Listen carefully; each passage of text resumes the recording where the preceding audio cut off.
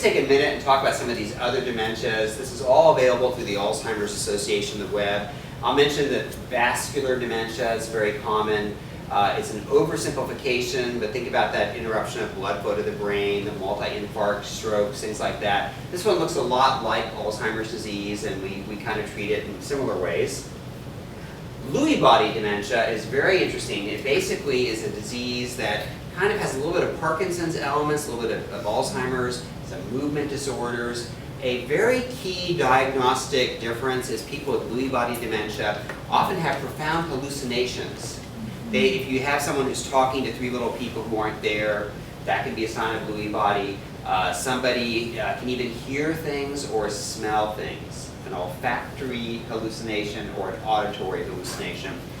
People with Lewy body, they respond well to the Aricept, Exelon, Razodine type drugs, but they're very sensitive to psychotropics. So, I'm not a big fan of these psych medicines anyway, but these psychotropic meds, you want to be very careful. They seem to get very sedated easily. So to use an old nursing phrase, start low and go slow. And people with Lewy body sometimes have these odd kind of Lewy body swoons, these lapses, where you just rush them to the ER, and by the time they get there, they're in good shape again. So a few interesting things there. And frontotemporal dementia, again, very interesting. It's the only dementia that affects more men than women, the peak age 55 to 65.